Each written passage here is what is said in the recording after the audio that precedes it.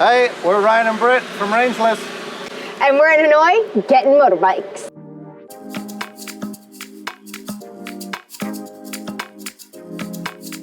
In Hanoi, there are two main motorcycle rentals. There's Style and Tidget, right? I know Style.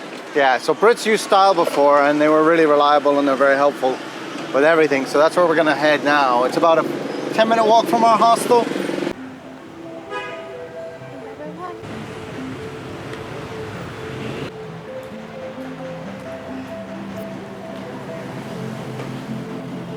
Hello.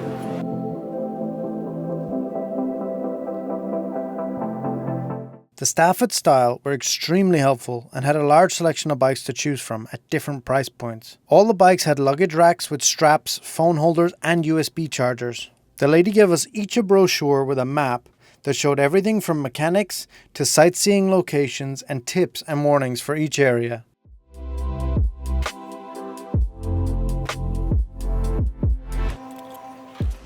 We made our choices of motorbikes and took them out for test drives. Around and back this way. Okay. Oh, it's backwards. Yeah. Yeah, okay.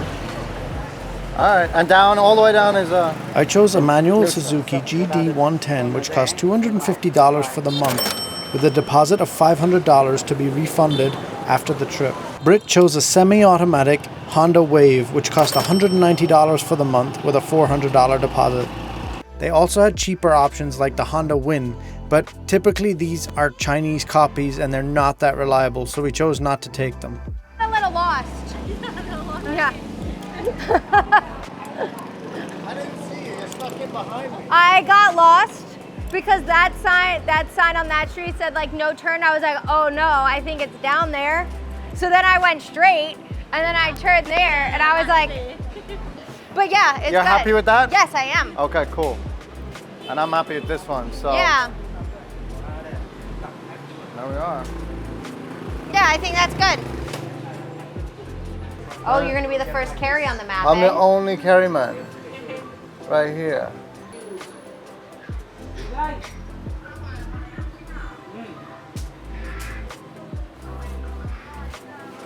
The rental included free open face helmets, but we both preferred the added protection of full face helmets, so we bought two of them for about $50 a piece, with the option to sell them back at the end for 25%.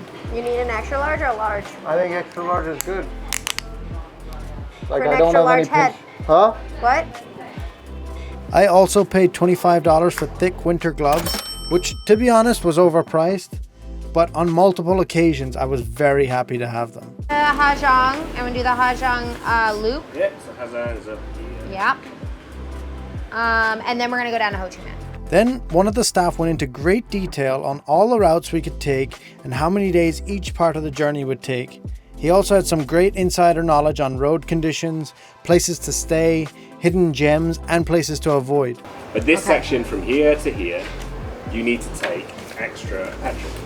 Because the 7-year-old can't make it. So you're gonna fill a 1.5 litre water bottle. Extra petrol. But when you go into Ho Chi Minh, you can take this little back road and take the ferry because it dodges the highway. This is the main highway you'd come in on. You can dodge the highway? Police are shitty there as well. Oh my god, it was the worst bit I've ever did in my whole life was getting that bike. There's a little ferry across the river, and that's the one of them. I'll put that on the map. He then downloaded some common route maps onto my phone from their website, which integrated with Google Maps offline and was an invaluable tool to have on our trip.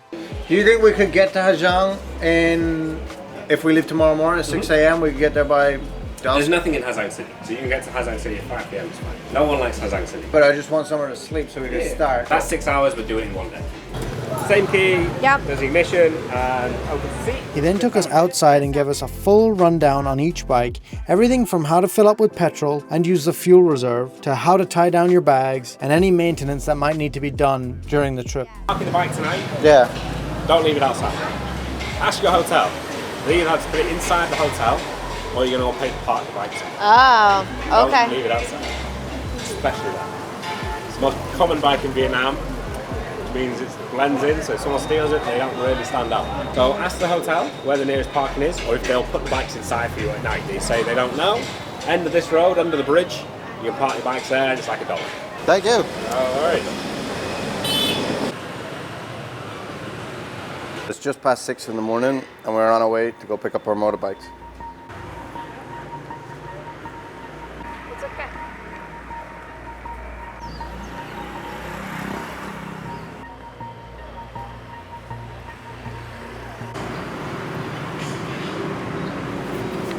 Now we gotta find them. The parking attendants move the motorbikes around during the night as more bikes come and go, to keep things organized and to fit as many bikes in the area as possible. All these bikes look the same. What? All these bikes look the same. I know. I didn't pay enough attention what it looked like. There it is. Isn't that my one? Yeah, that's yours. Yeah, that's my Oh, one. this is my one. Cool. I'm gonna need help getting this out. I'll do it. Okay. We were running behind schedule and the rush hour was beginning in Hanoi. We rode back to the hostel through growing traffic to get our main bags as fast as we could.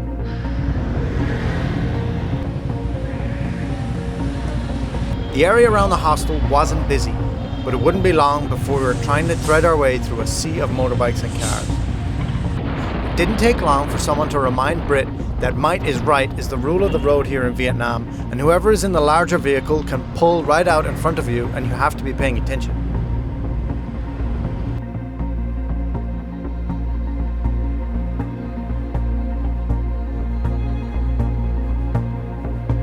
The other thing to pay attention to is everyone on motorbikes swerves in and out of lanes without mirror or shoulder checks like in Western countries. And whoever is in front has right of way, so you have to be on your toes watching for motorbikes right in front of you.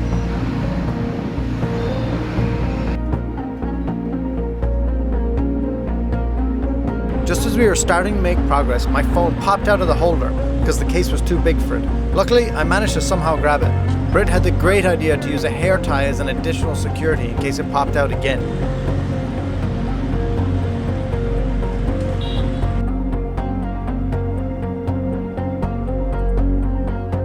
Finally, we reached the Nat Tan Bridge, which took us out of the more congested part of Hanoi and onto the road north to Ha Giang.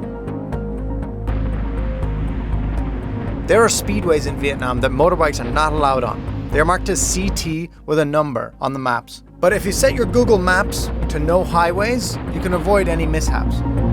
The fun wasn't over yet though. As we pulled onto this road, everyone was coming against us heading to Hanoi for the morning. And they were treating the road like it was a one-way. Motorbikes and cars fully on the wrong side of the road was definitely a hair-raising experience.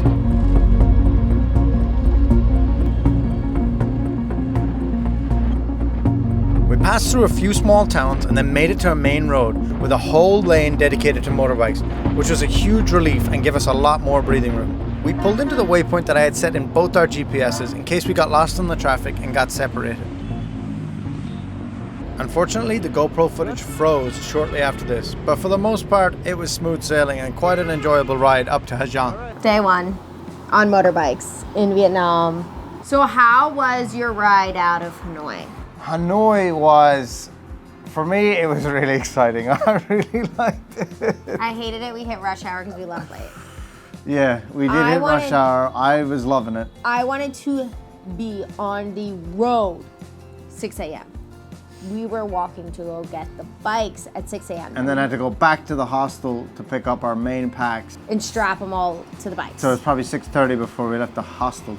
So it was rush hour. It was rush hour. I enjoyed it. I knew you weren't enjoying it, so I felt a bit guilty for that, but... You almost lost your phone, so I don't know who It popped right out of the holder and I caught it midair, like a ninja. Thank goodness, because there was so much traffic that if you wouldn't have, it would have been ran over, gone forever. I might not have noticed it for like 5 minutes if I didn't see it. Yeah, and then you would have bouncing. never found it. And now, once we got out of the city, once you get out of the city, you go over a big bridge. If you're doing it for the first time and you're going with someone else, I'd recommend this. The traffic's too bad unless you leave at 6 a.m. in the morning.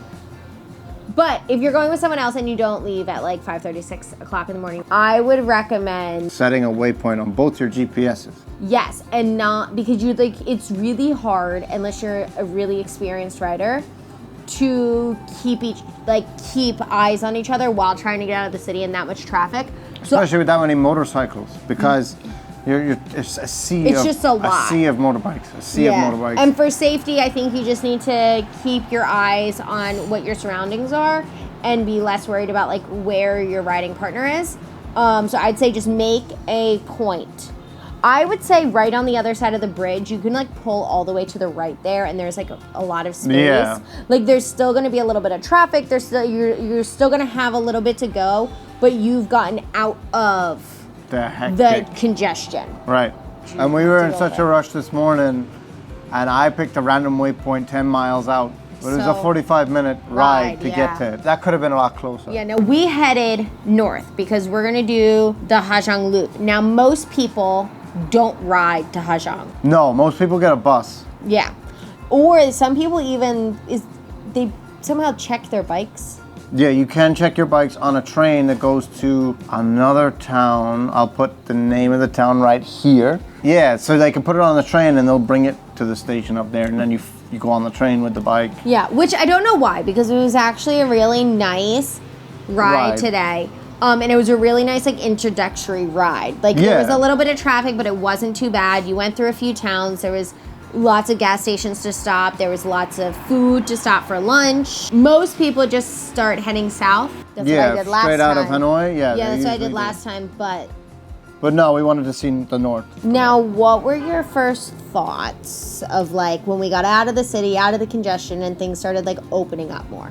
As things started opening up, started seeing like paddy fields and water buffalo, and like a lot of old women in the traditional hats and things like that going around. It was cool. It felt like I was driving through a video game. Felt like it was virtual reality. Like the helmet was a screen. Didn't feel real. Yeah, no, it was cool. Yeah, I've had that a few times. It's like when something's so beautiful, your brain doesn't know it's real.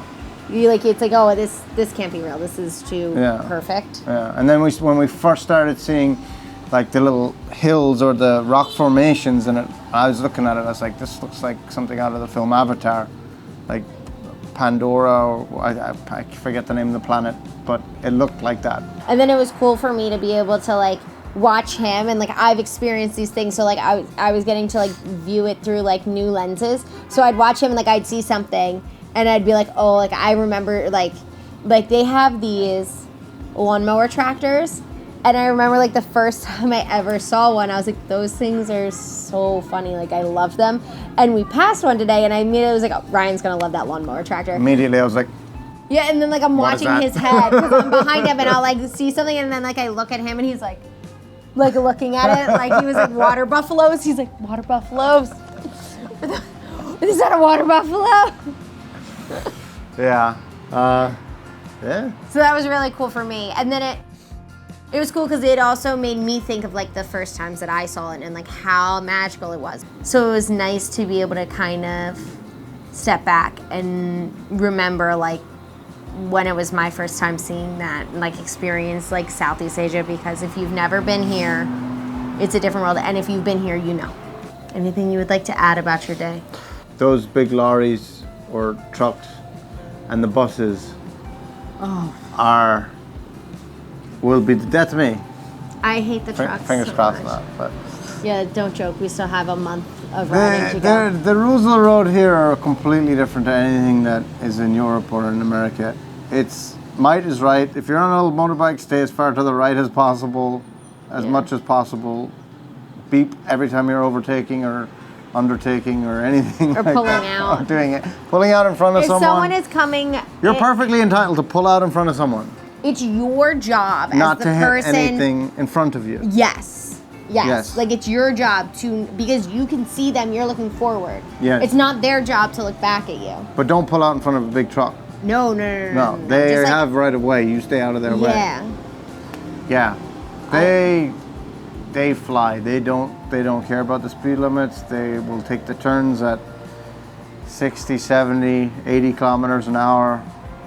And they're blind turns, and they're just fully loaded truck flying around the bends. And they'd be overtaking on a blind corner. Like they'd be overtaking a car or a bunch of motorbikes or whatever, and they're halfway out in the road, going around the corner. I'm like, oh my God. So just keep your eyes peeled and Be ready to take evasive action. All right, I'm tired. Me too. We briefly had dinner. And we gotta get ready because we ride at dawn. Yeah. Again. Thanks for watching. We hope you enjoyed this video. Don't forget to like and subscribe because next week we take on the magnificent Ha Giang Loop. And you are not going to want to miss that.